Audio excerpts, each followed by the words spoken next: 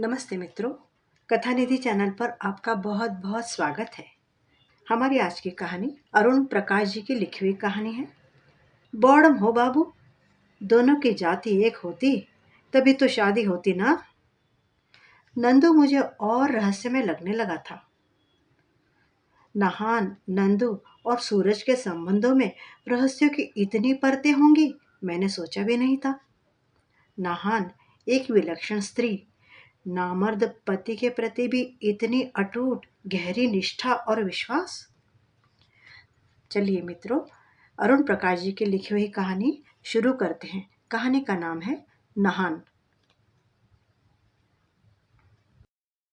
मैं जब उस मकान में नया पड़ोसी बना तो मकान मालिक ने हिदायत दी थी, बस तुम नहान से बचकर रहना, उसके मुंह नहीं लगना, कुछ भी बोले तो जुबान मत खोलना। नहान जुबान की तेज है।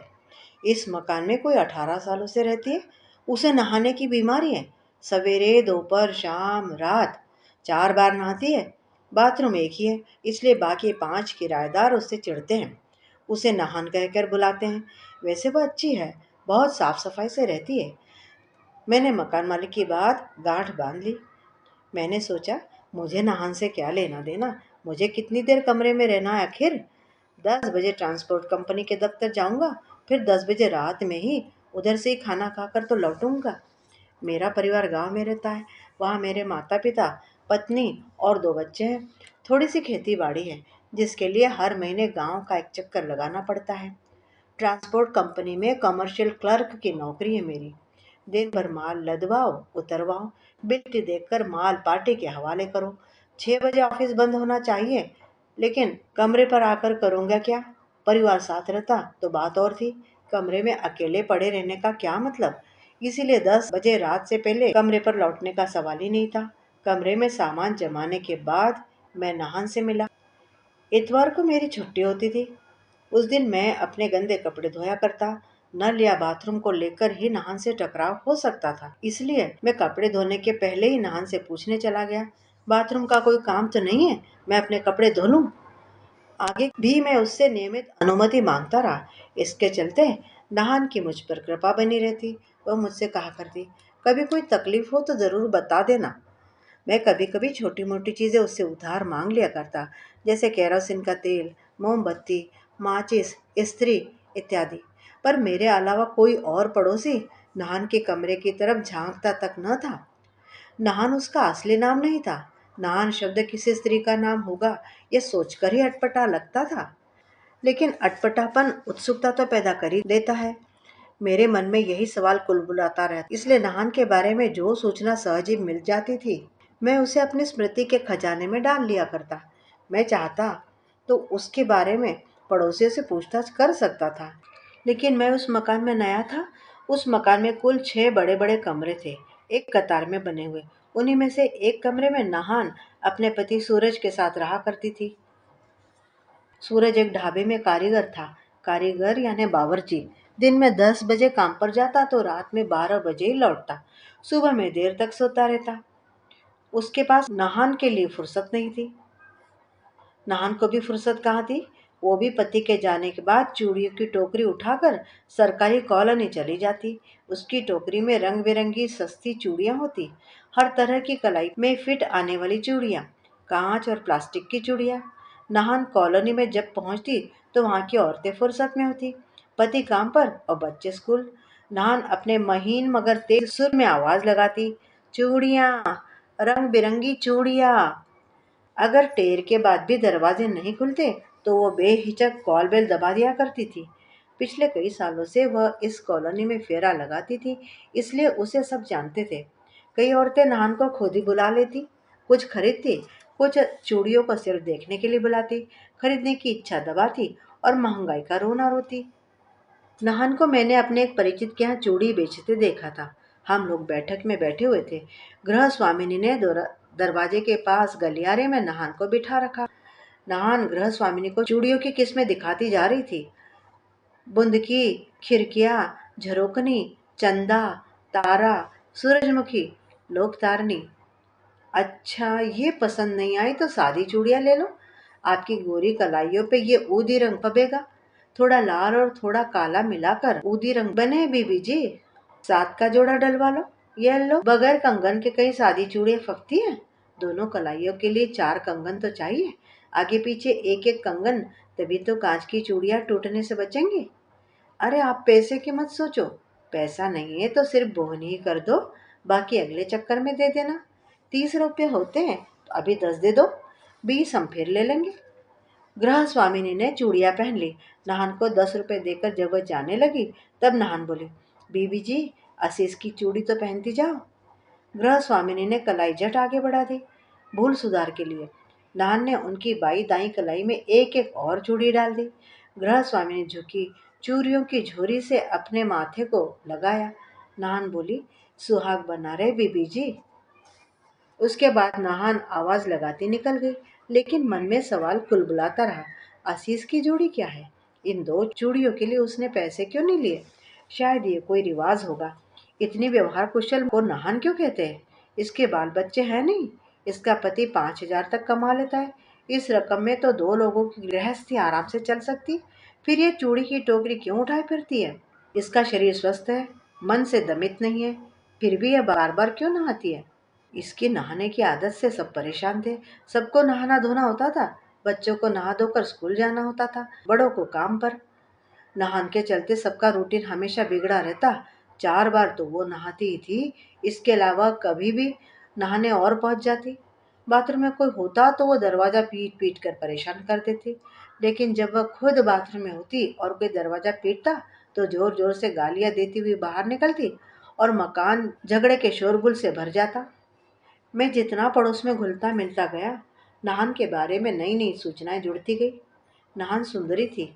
उसकी चिकनी सांवली त्वचा में अंदर से गोरा रंग फूट पड़ता था। इससे उसकी सांवली त्वचा दमकती।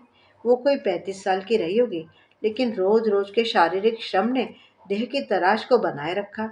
बदन में फालतू चर्बी कहीं नहीं थी। बड़ी बड़ी गनपटी तक फैली आंखें, गोल चेहरे पर छोटी सी नाक तो बेडौल लगती थी, पर पूरे चेहरे का अक्स ऐसा था कि उसे भूलना असंभव था। जूड़े को लटकाने के बजाय वो ऊपर की ओर बांधकर हेयर पिन लगाती, जिससे उसकी सुतवा गर्दन और उजागर हो जाती। वो सजने संवरने के लिए वैसा जूड़ा नहीं बांधती, बस माथे पर टोकरी उठाने में सुविधा रहे। हाँ, उसके होठों पर पान की लाली हमेशा रहती। पान खाने का शौक उसे अपने पति से मिला था। भट्टी के पास खड़े खड़े उसका गला सूखता, इसलिए उसने पान खाने की आदत डाल ली थी। नाहन अपने पति को सांवरे कहकर बुलाया करती। सांवरे यानी सांवरे कृष्ण। कृष्ण जैसा प्रेमी पाने की चाहत लोक जीवन में कई प्रकार से अभिव्यक्त होती रही है। इसी तरह पति को सांवरे कहकर बुलाने का चलन निकला होगा। उसका पति सूरज सांवला तो था, पर कृष्ण वाली कोई चमक उसमें थी नहीं। उल्टे वो मनहूस था, काम से लौटता, दारू पीकर सो जाता। पड़ोसी बताते थे कि नहान भी पीने में उसका साथ देती है। खैर, हम पड़ोसी महीने महीने बाद सूरज का चेहरा देख पाते थे। उस निहायत ही सादे मर्द में एक खास बात थी, नहान के कोई बच्चा नहीं था, फिर भी सूरज ने उसे कभी इसका ताना नहीं दिया था, न ही दूसरी शादी की बात चलाई। और तो और उसने कोई बच्चा भी गोद नहीं लिया था। एक पड़ोसी ने सूरज से बच्चा गोद लेने की बात कही थी, तो वह पान चबाते हुए बोला था, अरे अभी तो हम दोनों कमाते हैं, पोस्ट ऑफिस के खाते में काफी कुछ जोड़ कर रखा है। एक भी बीमार हो गया तो दूसरे की कमाई से काम चल जाएगा। चिड़िया के बच्चे उसके पास हमेशा कहाँ रहते हैं? बच्चा गोद लेकर होगा क्या? दूसरी शादी में क्यों करूं? ऐसी वे भी मुझे 7 जन्म में ना मिलेगी।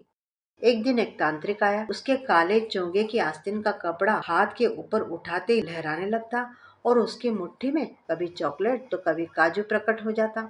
इस हाथ की सफाई का जादू हमारे मकान की औरतों पर चल गया। मुरादों की गठरी तांत्रिक के सामने खोली जाने लगी।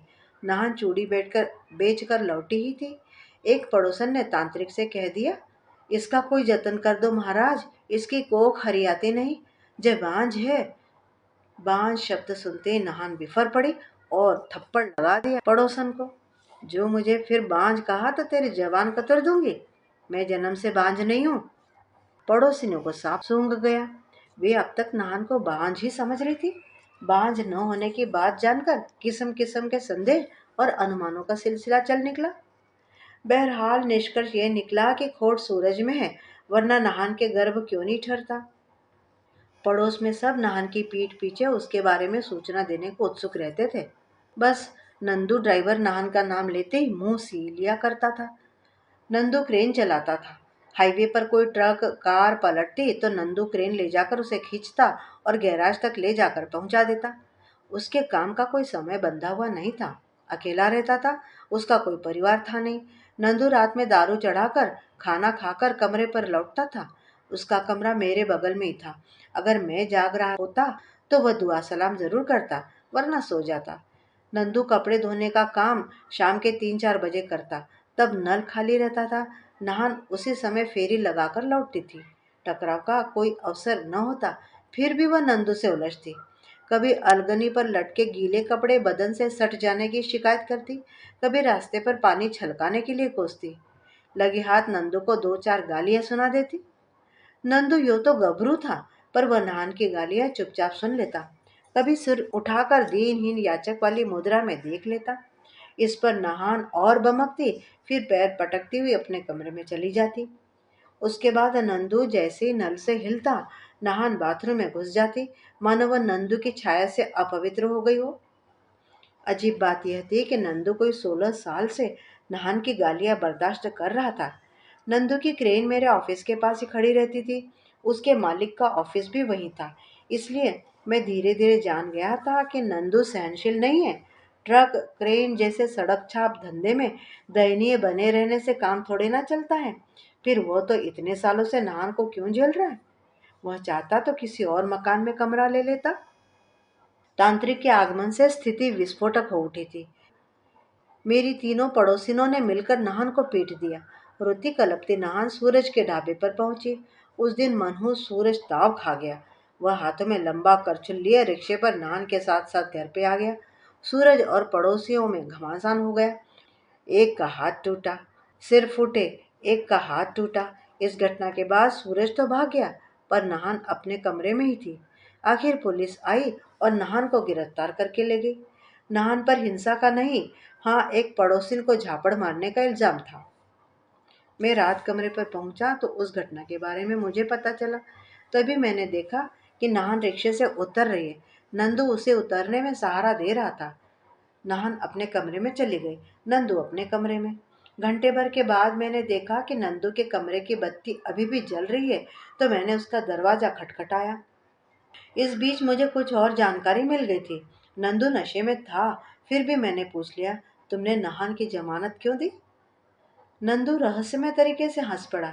सूरज के बाद मेरे अलावा उसका है ही कौन। बाबू, तुम्हें हैरत हो रही है ना। रोज गरियाने और दुत्कारने वाली औरत की जमानत मैंने क्यों दी। मैं तो उस पर जान भी दे दूं। बड़ी जिद्दी औरत है।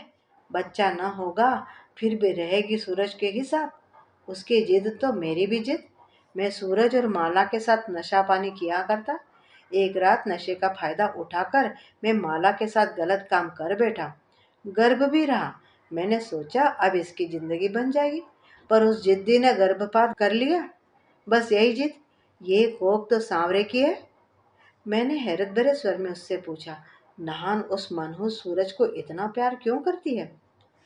नंदू लड़खड़ाती आवाज और बिखरे शब्दों में लगा बताने, प्यार नहीं, एहसान। बाबू, वह एहसान चुका रही है। माला का बाप नहान को एक बूढ़े के साथ बांध रहा था। तब यही सूरज रोती कलपती माला को छिपाकर यहाँ ले आया था। इसी एहसान को पगली प्यार समझती है और साथ रहने को शादी। क्या इनकी शादी नहीं हुई है। नंदू मुझ पर ही ताना कसने लगा। तुम भी बोड़म हो बाबू। दोनों जात एक होती तभी तो शादी होती। इसलिए मैं उससे कहता हूँ, सूरज को छोड़, मेरे साथ सगाई कर ले। हमारी तो जात भी एक है। नंदू मुझे और रहस्य में लगने लगा था। नहान, नंदू और सूरज के संबंधों में रहस्य की इतनी परतें होंगी, मैंने सोचा भी नहीं था। इतनी मामूली जिंदगी और इतनी गहराई। अब तक मैं इन लोगों से खुद को श्रेष्ठ समझता था। अब मुझे खुद पर शर्म आ रही थी। मैं बमुश्किल बोल सका, बहुत ऊंची औरत है, मगर इतना नहाती क्यों है। मेरे सवाल पर नंदू जोर से हंसा। मेरे छूने से वह झूठी हो गई, सो नहाती रहती है। मैं इसका रास्ता भी लांग दूं तो नहाने पर ही उसे चैन आता है। लेकिन थोड़ी देर पहले तो तुमने उसको सहारा देकर रिक्शे से नीचे उतारा था। क्या वह फिर से अभी नहाएगी? नंदू हंसने लगा। उसे हंसता हुआ छोड़कर मैं कमरे से बाहर निकला तो देखा कि नाहन बाथरूम से नहाकर निकल रही थी। नाहन का रहस्य मेरी समझ में आ गया था, लेकिन नाहन के लिए नंदू का इंतजार मुझे और रहस्यमय लगने लगा। मित्रों, अभी आप सुन रहे थे कहानी अरुण प्रकाश की लिखी हुई नाहन। उम्मीद है कहानी आपको पसंद आई होगी। पसंद आई हो तो कमेंट करके बताइएगा भी ज़रूर। और हाँ, चैनल पे नए हो तो चैनल को सब्सक्राइब करना बिल्कुल भी ना भूलिएगा। मिलती हूँ जल्दी एक और बढ़िया सी कहानी के साथ। तब तक विदा। आपका दिन शुभ हो।